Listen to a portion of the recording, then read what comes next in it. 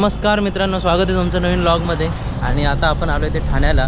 ठाण्याचं जे नमो जे सेंट्रल पार्क आहे नवीन, त्याला व्हिजिट करण्यासाठी। आणि भयंकर संडेची गर्दी इकडे, पार्कच्या बाहेरच आहोत आपण। फायनली 20 ते 25 मिनिटं लाईनमध्ये थांबून आतमध्ये आलो आहे आपण। आणि आतमध्ये जे आहे ते जबरदस्त अशी गर्दी बघायला मिळते। इकडे फाउंटेन वगैरे लेक क्रिएट केलेलं बघायला मिळतं आहे। बापरे,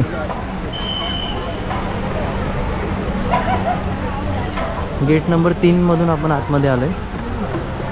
आणि याचे 3 गेट्स आहेत। Gate number 1, 2, 3। 3ला कमी गर्दी होती, पण तरी ती गर्दी आता वाढतच जाते। मित्रांनो, एंट्री फीस 30 रुपये इथे, आणि ती तुम्ही भरून पार्क पूर्ण एक्सप्लोअर करू शकता।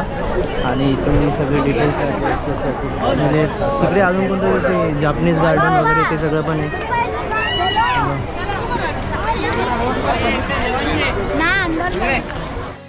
ठाण्यामधलं हे नमो ग्रँड सेंट्रल पार्क हे अतिशय वेल प्लॅन्ड पार्क आहे। आणि हे कोलशेतमध्ये जवळपास 20 एकरच्या आवारात पसरलेलं आहे। ब्रिज इथे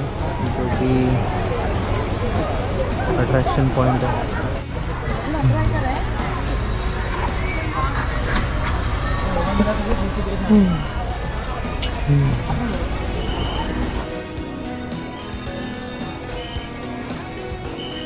पार्क नवीनच आहे आणि त्याच्यामुळे लोकांची तुडुंब अशी गर्दी इथं बघायला मिळते। जर तुम्हाला पार्क पूर्णपणे व्यवस्थित असं एक्सप्लोअर करायचं आहे तर मी म्हणेल तुम्ही वर्किंग डेजमध्ये या। हे जे आहे ते फन गार्डन आहे। आमचे फोटो बघते,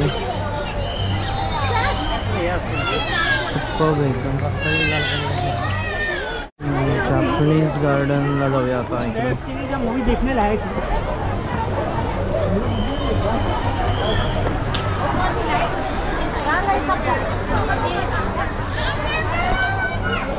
बोलो इधर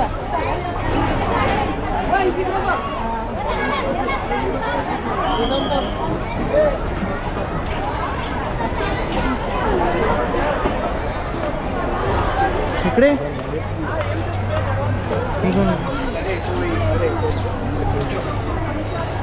चायनीज गार्डन आहे।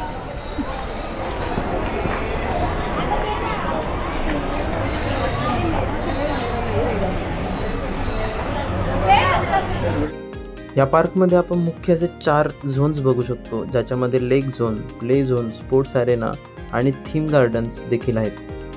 थीम गार्डनमध्ये इन्क्लूड होतं ते म्हणजे फ्लोरा ट्रायलिस, ज्याच्यामधून आता आपण चालतोय। आणि त्याच्यानंतर Mughal garden, Chinese garden, multipurpose lawn देखील आहे, जापनीज गार्डन, मोरक्कन गार्डन, ह्या गोष्टी आपल्याला इथं पाहायला मिळतात। इथे जवळपास 2400 पेक्षा जास्त ट्रीज जे आहेत त्यांचं प्लांटेशन केलं गेलं आहे। आणि बरेच त्या जुने जे ट्रीज आहेत ते सगळे प्रिझर्व केलेले बघायला मिळतात। आणि म्हणूनच या परिसरात जवळपास 1 मिलियन पाऊंडपेक्षा जास्त ऑक्सिजन या ट्रीजच्या थ्रू निर्माण होत आहे, जे की खूप हेल्दी एन्व्हायरमेंट क्रिएट होत आहे। जवळपास 100हून अधिक बर्ड्स आणि बटरफ्लाईजचे जे स्पेसीज आहेत ते इथे सोडले गेले आहेत। खूप जास्त प्रचंड प्रमाणात हे आपण माणसांची गर्दी बघून ते नक्कीच लपून बसले असतील।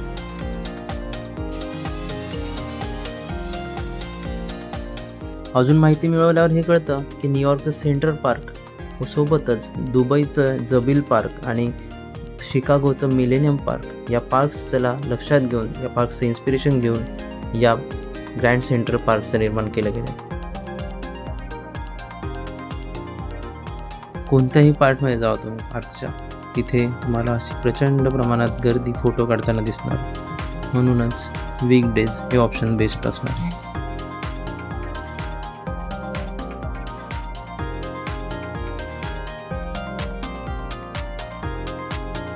आता जे आपण बघतोय ते म्हणजे लेक झोन आहे, जिथे फाउंटेन्स वगैरे बघायला मिळतात। आणि हा समोरचा भाग म्हणजे ॲम्फी थिएटर।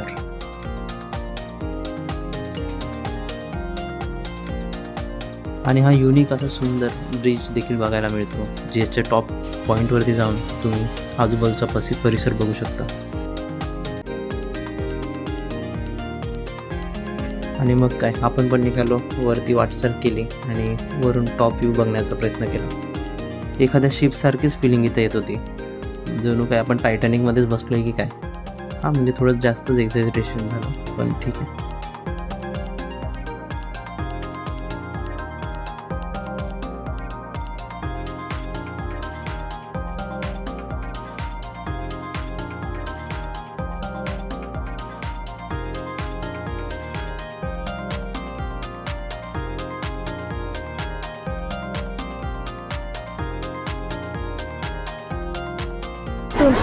हो, हे बघा, हे मुघल गार्डन आहे.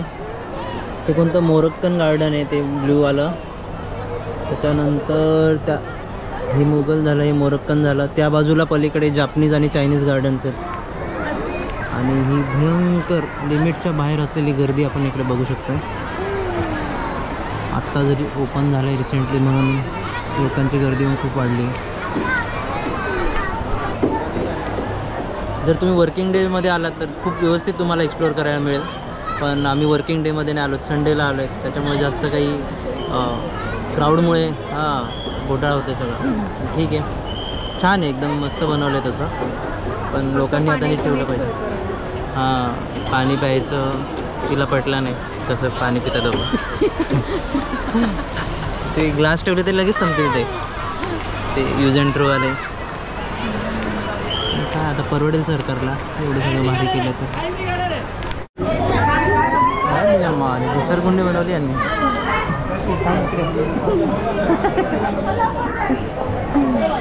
अरे अरे अरे अरे अरे वा वा भाई, वा भाई, मस्त पोरांनो, मस्त चालल्या. चल,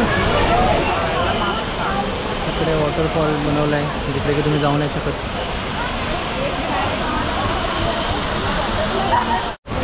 वॉटरफॉल जोरदार आहे. तिकडे टायटॅनिक पूर्ण भरली. टायटॅनिक शिप आता निघते तिकडून. माझ्या बायकोला मी त्या टायटॅनिकवरून उचलून आणला खाली. नको, उडी नको मारू, एकुलते एकच आहे माझ्याजवळ. अजून पण लोक येत आहेत आतमध्ये. बापरे, एवढी गर्दी असून पण.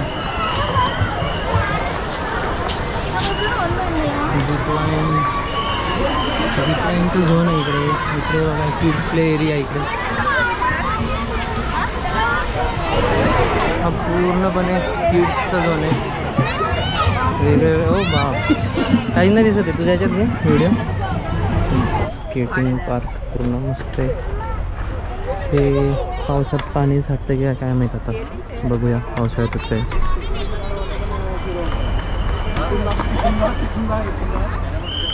चल, त्या साईडला फिरून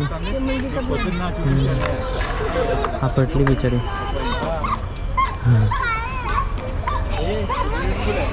हा ट्री हाऊस, इकडे ट्री हाऊस आहे.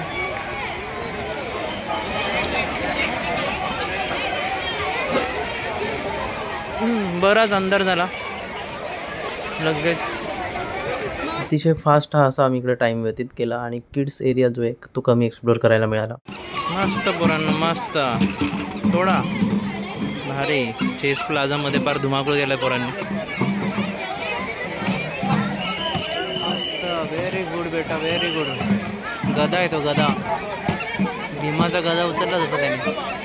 याला फार वाट लावली चेसची. मस्त बाळा, मस्त. हा चालते बाबा, तुझ्या घरचं आहे भाई, घरचं आहे तुझ्या. खेळ खेळ खेळ.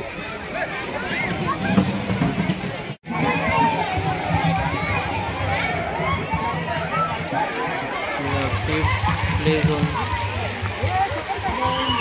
इकडे तुम्ही मस्त की भिजून वगैरे आस्वाद घेऊ शकता पाण्याचा. Splash park, splash park.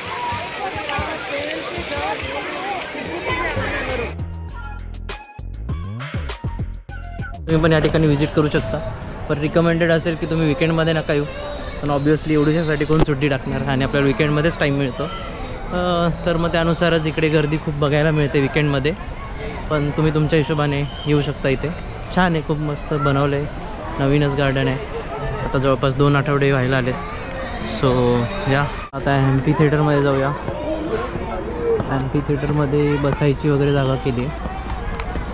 Low लाईटमुळे काही फुटेजेस ते मी टाकले नाही, कारण की प्लेईंग एरियामध्ये बराचसा अंधार आपल्याला दिसत होता आणि त्याच्यामुळे मी ते अवॉइड केलं. मे बी कधीतरी नेक्स्ट टाईम आपण गेलो तर नक्की ते डे टाईममध्ये कवर करूया. आणि जर तुम्ही नेरूळचं देखील वंडर्स पार्क व्हिजिट केलं असेल तर तुम्हाला नक्की कोणतं आवडलं ते देखील मला नक्की कमेंटमध्ये तुम्ही सांगा. तर मित्रांनो, तुम्हाला व्हिडिओ कसा वाटला ते मला सांगा आणि नक्कीच चॅनलला सबस्क्राईब करा आणि लोकांपर्यंत देखील शेअर करा ज्यांना या ठिकाणी यायचं आहे. ऑब्वियसली विकेंड आहे त्यामुळे भरपूर गर्दी इकडे बघायला मिळते, पण काही इलाज नाही. आणि जर तुम्हाला वर्किंग डेमध्ये टाईम मिळेल तर नक्की या. बाय द वे खूप छान असा एक्सपिरियन्स होता. खूप मस्त मोठी जागा आहे 20 एकरची आणि तुम्ही नक्कीच एक्सप्लोअर करू शकता. दिव्या, तुला कसं वाटलं? छान वाटलं. तर मग चला, नक्कीच भेटूया नवीन व्हिडिओमध्ये. Bye bye.